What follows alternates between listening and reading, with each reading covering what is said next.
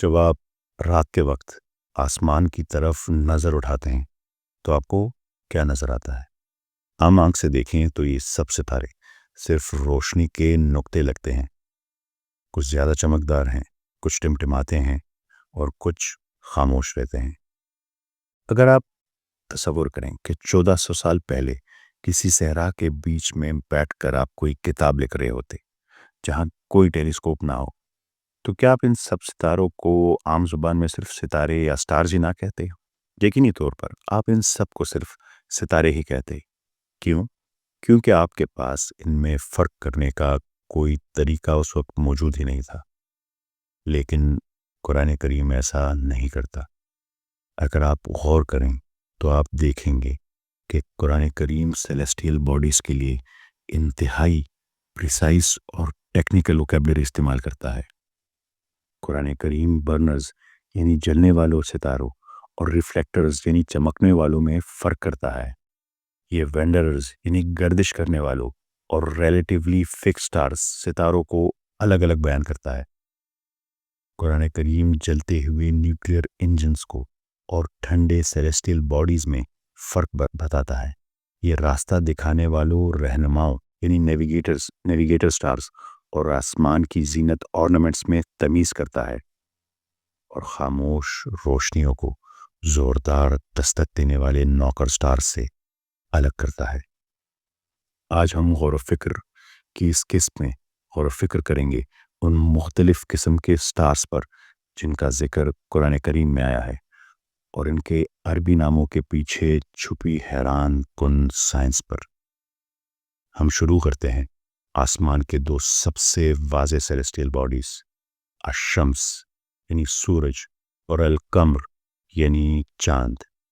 مجھے امید ہے کہ آپ جانتے ہوں گے کہ ہمارا سورج صرف جسے قرآن شریف شمس کہتا ہے وہ خود بھی ایک سٹار ہے۔ 7ویں صدی میں یہ سمجھنا عام تھا کہ سورج اور چاند دونوں ایک ہی طرح کی چیزیں ہیں، بس فرق صرف اتنا ہے کہ ایک زیادہ روشن ہے اور دوسرا کم۔ لیکن قرآن کریم ان دونوں کے درمیان ایک سخت ڈفرینشیشن کرتا ہے، ایک سخت فزیکل لائن کھینچتا ہے۔ قرآن کریم سورج کو سراج یعنی چراغ یعنی لیمپ یا وہاج جلتا ہوا بلیزنگ کہتا ہے۔ عربی میں سراج اس آبجیکٹ کو کہتے ہیں جو فیول کنزیوم کر کے اپنی روشنی خود پیدا کرے۔ اس میں برننگ کا، ہیٹ کا اور انٹرنل انرجی سورس کا مفہوم شامل ہے، اور یہ بات سائنٹیفکلی بالکل پرفیکٹ ہے۔ آج ہم جانتے ہیں کہ سورج ایک بہت بڑا فیوژن ری ایکٹر ہے جو ہر سیکنڈ 600 ملین ٹن ہائیڈروجن جلاتا ہے۔ یہ واقعی ایک برننگ لیمپ ہے جیسے قرآن کریم کہتا ہے۔ لیکن چاند، ہم جانتے ہیں کہ چاند کوئی سٹار یا ستارہ نہیں ہے۔ قرآن کریم اسے منیر کہتا ہے۔ اس کا مطلب ہے ایلومینیٹڈ، منور۔ یہ لفظ اس چیز کے لیے استعمال ہوتا ہے جو خود نہیں جلتی بلکہ کسی اور کی روشنی کو ریسیو کر کے ریفلیکٹ کرتی ہے۔ یہ ٹھنڈا ہے، یہ ایک مرر ہے، یہ لیمپ نہیں ہے۔ ایک لفظ سورس کو ڈیفائن کرتا ہے اور دوسرا ریفلیکشن کو۔ یہ وہ باریک فرق ہے جو عام آنکھ سے بیان کرنا ناممکن ہے۔ لیکن 1400 سال پہلے ایک کتاب کو ان کمپلیکس سائنٹیفک ڈیٹیلز کا پتہ تھا، اسے اس کا علم تھا، مگر کیسے؟ یہ حقیقت واقعی حیران کن ہے، ریمارکیبل ہے۔ نیکسٹ بات کرتے ہیں نجم اور کوکب کے بارے میں۔ گلیکسی میں تھوڑا اور گہرائی میں جائیں تو ہمیں سٹارز کے لیے دو الگ الفاظ ملتے ہیں، نجم اور کوکب۔ کیا یہ سینونیم ہیں، مترادف ہیں؟ جی نہیں۔ النجم کا اشارہ ریلیٹیولی فکس سٹارز کی طرف ہے۔ سورہ نحل کی آیت نمبر 16 میں اللہ تعالیٰ فرماتے ہیں اور ستاروں سے وہ راہ پاتے ہیں اور نجم سے وہ راہ پاتے ہیں۔ یہاں کن ستاروں کی بات ہو رہی ہے، کن نجم کی بات ہو رہی ہے؟ ہماری گلیکسی کے وہ دور دراز ستارے جو ہمارے لحاظ سے ریلیٹیولی فکسڈ ہیں، موو کرتے ہیں پر ہمارے لحاظ سے فکسڈ ہیں۔ یہاں لفظ گائیڈڈ یا راہ پاتے ہیں اس آیت میں استعمال ہوا ہے۔ کیوں؟ کیونکہ زمین کے لحاظ سے یہ سٹارز، یہ نجم اپنی جگہ چینج نہیں کرتے. ہزاروں سالوں سے سمندری مسافر ان نجوم کو بطور کاسمک جی پی ایس استعمال کرتے آ رہے ہیں سمندروں میں راستہ تلاش کرنے کے لیے. حتیٰ کہ آج کل کے اسپیس ٹریول میں بھی سٹار ہی ایز نیویگیشن ٹولز کے طور پر استعمال ہوتے ہیں. یہ آسمان کے مضبوط ستون ہے نجم. لیکن پھر آتا ہے لفظ کوکب.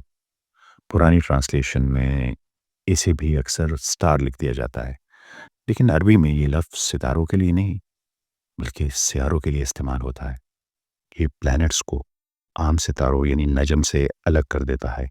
کوکب وہ سیلیسٹیل باڈی ہے جو اس لیے مختلف ہے کیونکہ وہ وینڈر کرتا ہے، یعنی جو بیک گراؤنڈ سٹارز ہے ان کے مقابلے میں اپنی جگہ بدلتا رہتا ہے، جیسے زمین سورج کے گرد گھومتی رہتی ہے. اور یہ نجم کی طرح تیزی سے ٹمٹماتا بھی نہیں ہے، ٹوئنکل بھی نہیں کرتا. سائنسی طور پر ہمارے سولر سسٹم کے پلانٹس جیسے وینس یا جوپیٹر ہیں، ہمیں آسمان میں برائٹ اور اسٹڈی لائٹ کی طرح نظر آتے ہیں اور آسمان میں وینڈر کرتے ہیں. یہ ٹوئنکل بھی نہیں کرتے اور وینڈر کرتے ہیں. قرآن کریم کا لفظ کوکب آج کی ڈیفینیشن، پلانٹ کی ڈیفینیشن پر مکمل طور پر پورا اترتا ہے.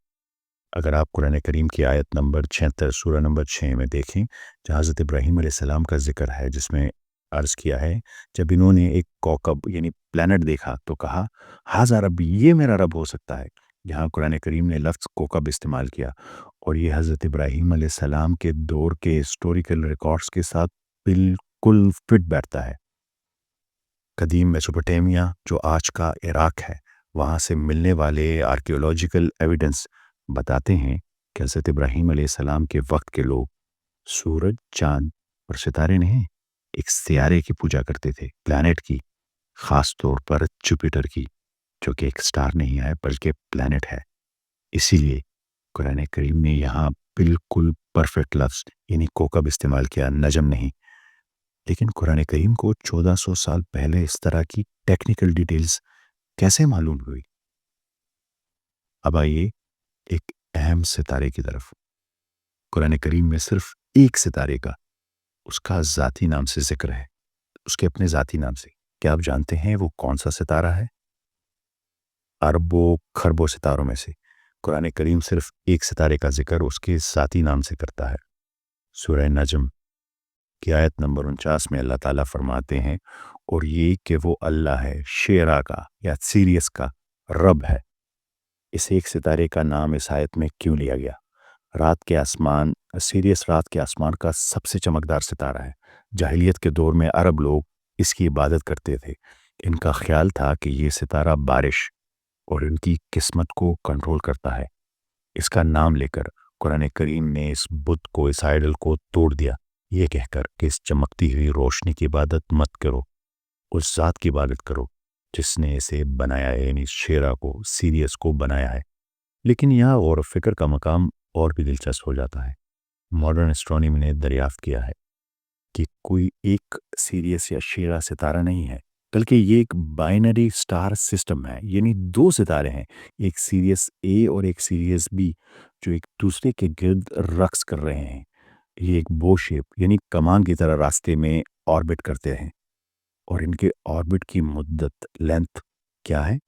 تقریباً 49.97 49.49، یعنی سورہ نجم کی آیت نمبر 49 میں. کچھ اسکالرز اس حیران کن کوئنسیڈنس کی طرف اشارہ کرتے ہیں. اس صورت میں جس کا نام ہی النجم ہے یعنی ستارہ ہے، اس کی آیت نمبر 49 میں ہی اللہ تعالیٰ اس سٹار سسٹم کا ذکر کر رہا ہے جس کا سائیکل ہی 49 سال کا ہے. کیا یہ محض اتفاق ہے یا یہ پراپر کیلکولیشن ہے؟ یہ ستارہ کائنات کے اختتام کے نقطہ نظر سے بھی بہت اہم ہے، لیکن ہم اس پر مستقبل کے اقساط میں بات کریں گے. آگے بات کریں گے ایک پراسرار ستارے طارق کے بارے میں. شمس، قمر، نجم، کوکب، شیرا، یہ سب وہ روشنیاں ہیں جنہیں ہم دیکھ سکتے ہیں، لیکن سورہ طارق میں ایک ایسے ستارے کا ذکر ہے جو اپنی شکل سے نہیں بلکہ اپنے کام سے پہچانا جاتا ہے. الطارق، دا نائٹ کمر، دا نوکر. عربی روٹ ورڈ ترک کا مطلب ہے کسی دروازے پر ہتھوڑے سے مارنا، ضرب لگانا. یا دروازہ کھٹکھٹانا ٹک ٹک ٹک ٹک ڈگ ڈگ ڈگ ڈگ ڈگ ڈگ 1400 سال تک یہ صرف ایک استعارہ سمجھا گیا، ایک میٹافر سمجھا گیا۔ بھلا ایک ستارہ کیسے نوک کر سکتا ہے، کیسے دروازہ کھٹکھٹا سکتا ہے، ایسی آواز کیسے کر سکتا ہے؟ کیونکہ اسپیس تو ویکیوم ہے، وہاں خاموشی ہے، وہاں ساؤنڈ ٹریول نہیں کر سکتا۔ یا شاید ہم ہی ایسا سوچتے تھے 1967 میں جب ہم نے اپنی ریڈیو ٹیلیسکوپس آن کی اور انہیں مرتے ہوئے نیوٹرون سٹارز کی طرف موڑا اور اسپیشل ٹیکنیک سے اس کی ساؤنڈ ریکارڈ کی۔ ان سٹارز کو ہم پلسر سٹارز کہتے ہیں۔